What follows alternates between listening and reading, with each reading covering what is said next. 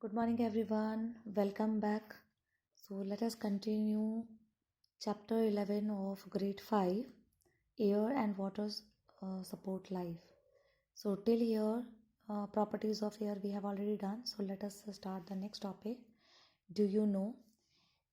So, here some chemicals are there which are known as chlorofluorocarbons, or in short for we call it as CFCs.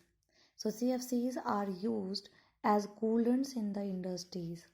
Coolants means in industries they are used for cooling purpose, and other places to keep the things cold, and also to make foam and soaps.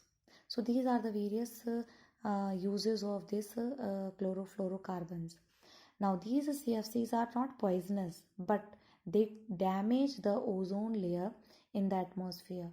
So we have already studied in the beginning that in around the Earth's atmosphere, different layers are there, and in stratosphere, one thick layer is there of the ozone gas, right?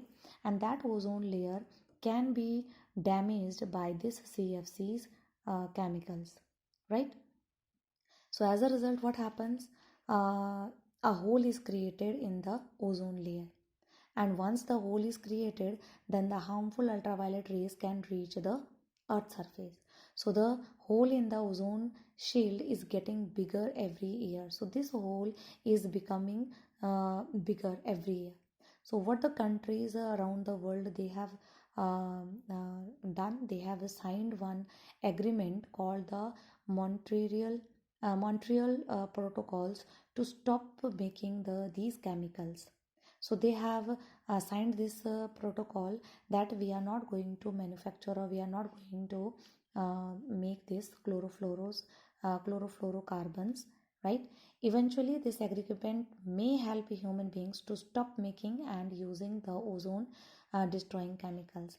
So whatever such chemicals which is harmful for the ozone layer, so that chemicals should not be prepared by the human beings, right? Now next is uses of air. So where do we use air? There is a wide variety of uses, or a lot of places are there where we use the air. The first is air is needed for breathing. We all know all the living things they need air to survive. Air is needed for burning, as uh, oxygen is supporter of burning. So without air we cannot burn a fire, right? Now in order to show that air is needed for burning, a very simple activity is there. Just burn a candle, right? So it will start burning when you will light it up. Now after this, just take one glass tumbler and put it over it. So what you will find that after some time this burning will automatically get extinguished. So why it stops burning? It stops burning because whatever oxygen was there or air was there inside the this tumbler, it get used up, and as soon as it finishes, it also stops burning. So this shows that it is required, air is required for burning. The other uses are wind is a form of energy, right? So that energy turned can be used to turn the blades of the windmill. You might have seen this type of windmills are there, right? So this windmill turns, and when it start moving, it generates the electricity, or you can say it converts the wind energy into the electrical energy. Wind also helps in moving sailboats across the water. Air cools engine by absorbing and taking away the heat produced in them. So whatever heat is produced in the engines, that is cooled down by using the air only. Air is filled in tires, pillows, etc., as it allows the flexibility. Air is filled in rubber boats to help them float on water, which you might have seen, right? Like this. Air is filled in footballs to give them shape, keep them light and soft enough to kick.